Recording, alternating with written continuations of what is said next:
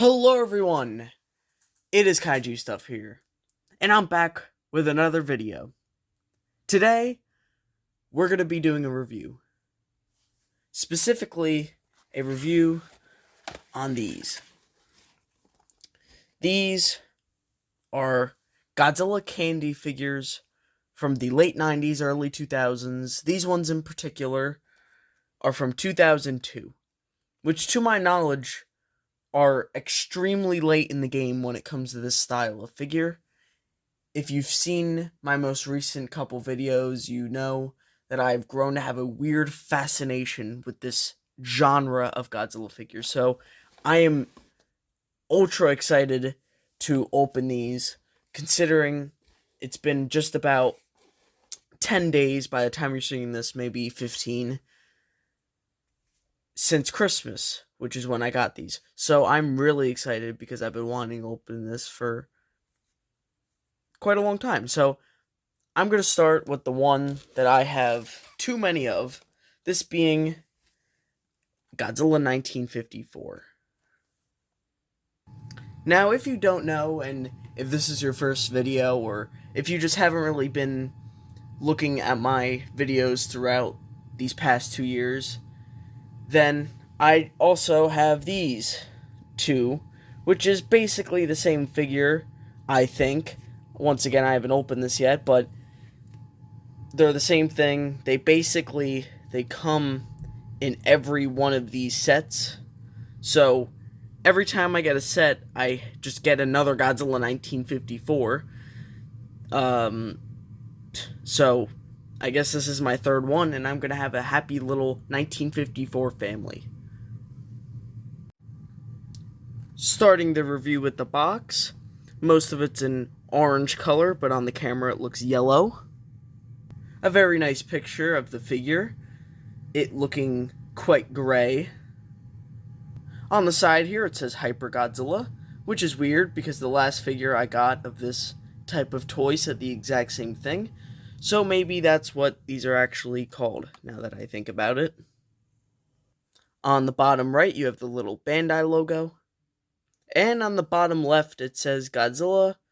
That says King Ghidorah. So I'm assuming this is Godzilla, Mothra, King Ghidorah, Giant Monsters All Out of Attack. On the top here, it says Hyper Godzilla 2002, with some Japanese characters that I don't know how to read. And on this side of the box, it shows every character you can collect in this set, which I just so happen to have every character. So this is going to be a fun day, guys. And on this side, you have a little display on the characters, which they seem to be standing on some sort of mountain. Really cool. And here's some Japanese stuff that I don't understand. And the back is just basically how to construct it and to not swallow it. So without further ado, let's get this thing open and see what this thing looks like. Opening the box is quite simple. All you have to do is pull this tab, and it basically just does itself. You might ruin the box a little bit, but who cares about these things? It's not like I do. Totally. Ladies and gentlemen, I'm very pleased to say that this Godzilla 1954 looks vastly different than the other ones I have. This one happens to be brown, which doesn't look like that on the box. But yeah, it is brown, and it is hard to tell in the bag on camera. And also the dorsal plates are like a platinum color. But this is going to be quite a treat, actually. This is going to be fun.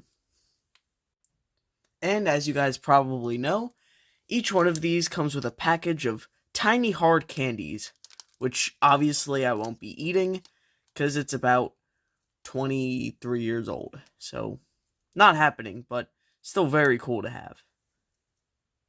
When everything is all said and done, though, this is the figure, which I'm actually extremely pleased with. I know it's very hard to tell on camera, but he's a bit of a, I would say, a grayish maroon brown colored. It's a really interesting color, but it's so great that they made a different and unique version of this figure, because I'm assuming they had the same thought process as me.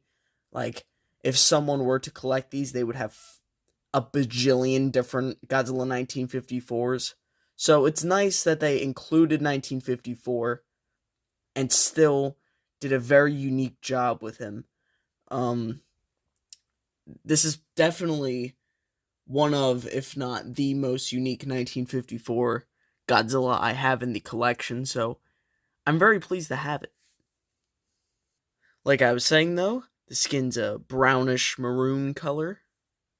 I feel like this one has way bigger teeth than the other ones, but the teeth are a nice pearly white along with the eyes. And the dorsal plates are a very bright white color, which I find to be very cool. For the articulation, the arms go up and down and all the way around.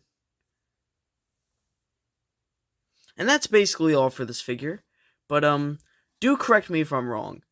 But I do believe that this color scheme was actually the original Godzilla 1954 suits color scheme, and that's why they went with the brown and white. I could be totally wrong though, but I'm pretty sure that's the case, and I find that to be really spectacular that they threw that in, especially since I believe this is some sort of anniversary thing. So, really cool. I really like it. Anyways, on to the next figure. The next figure we're going to do is Mothra. And this box looks very, very nice. It's got a nice picture of the figure in the front, along with that Hyper Godzilla in the background. The top says Hyper Godzilla 2002 once again, but this time in a more orangey red color, unlike the green. The side once again has all the characters you can collect, but this time it's a blue color. Same thing on this side, just blue color again. And on the back are the instructions and to not eat it, which is a shame because I was really planning to. So without further ado, let's get into this. And once again, it comes with these candies. So from now on, I will not mention these candies because I mentioned it twice already in one video. Now, believe it or not, this figure actually does indeed come with a little itty bitty stand. So that's going to look great on a shelf. Now, this stand is incredibly simple. It actually reminds me of those benches that don't let bums sleep on them in New York City. Don't know why that comes to mind, but that's what this reminds me of. And it is somewhat sturdy, for the most part. The Mothra, though, is incredibly nice, with such great, intricate paint jobs everywhere.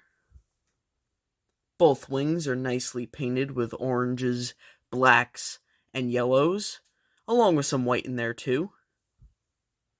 That's basically the same with the body, just less black. Mothra has baby blue eyes and some brown on the bottom and the front, with a very nice sculpt, seeing all the little hairs as well. Now, there is no articulation for this, which is completely fine. I wasn't expecting any for what is essentially a plastic butterfly, because this is also the only figure, to my knowledge, that is just completely hard plastic, while the other figures are either a rubbery plastic material. This one's very plasticky and reminds me of like choking a sea turtle. That's what that reminds me of. It's also relatively big compared to Godzilla. This could work if you have a 6-inch collection. It would look a little small, but it does get the job done. The next figure we're going to be looking at is the man, the myth himself, King Ghidorah. Once again, the front of the box has a nice picture of the figure, with the letters being green once again on top. On this side is the exact same thing, but this time the whole box is a golden color. Once again, the exact same thing, it's just everything's a nice gold, which I think really works for everything. On the back is how to build it and to not eat it. So that's the box, and let's jump right in. Alright guys, we are really in for a treat with this one. This is the Showa King Ghidorah, which is by far the biggest, and I'm actually very impressed with this, mostly because of how movie accurate this figure is, especially when you compare it to the other figures like Godzilla and Mothra, because this thing is gigantic, and I know it doesn't look gigantic in my hands, but once I compare it to Godzilla, you're going to really see how big this thing is and how wide this wingspan is. But speaking of the wings, these wings are so sketchy to put on this thing's back, I didn't even want to put them on fully, because I was hearing cracking noises, because this is a very thin plastic, very not expensive, very cheap plastic. So that's really the only downside with this figure, but it's a very dramatic downside. But once it's somewhat on, it's not really coming off. It's just the fact that that has like a weird bulge now. It looks weird, but it's fine, especially since no one's really going to look at it from that angle. The entire body's a very nice gold color, with the eyes and tongue being a very deep red. And it is very hard to see on camera, but there is some lighter gold highlights, like on the shins and some corners of the body. Now, I could tell you right now, this articulation is very much not intentional, and if you don't feel like losing a Ghidorah head, then I wouldn't really suggest doing this. But all the heads do turn very nicely, actually, so maybe it was intentional, actually, but... And the necks, plural, I guess, have minimal movement. So that is King Ghidorah. A very much great figure, but with very much great flaws. So, let's move on to the next figure, and probably the most interesting one so far. The next figure we're going to be doing is Baragon, which is definitely probably going to be my favorite out of the set, but who knows? We'll find out. Starting with the front of the box, it's got a very nice picture of the figure, with the top having that Hyper Godzilla 2002 in that green coloring that we're all too familiar with. The side of the box has your figures once again, but this time with a red coloration, which I think really matches this really well. On this side of the box, same thing, but red. And on the back are instructions, which actually tell you to put his ears on, which you would think they would already be on, because it's like a head, but I don't care. And it says, do not eat. So without further ado, let's get into it. And here is the fully assembled Baragon. It's so weird seeing the Showa Baragon just stand up like this. Like no hunched back, just upright, walking like an ape. The entire body is a very deep brown, unlike Godzilla, who's more of a minute grayish reddish brown. His eyes and horn and teeth are a very nice white, with the pupils being a very dark black. For the articulation, his arms can go a full 360 degrees, making him look even more human when he does something like this. Now please guys, whatever you do, do not superglue your figures. But I will say in this case, I might just have to superglue this, because these ears, I could just imagine myself losing these. They're so easily capable of popping off and losing them forever. So that might be something I might do, just because I'm that scared of losing them. But please, don't superglue your figures. They're collectibles, not toys.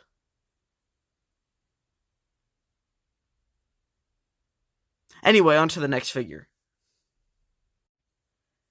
Hey guys, Future Kaiju stuff here. This is after everything's done, video's done, and I ended up super gluing the ears because, I was a little scared. Because I know for a fact, knowing me, I would have lost these within a year, and then I would have had an earless Baragon that looks stupid.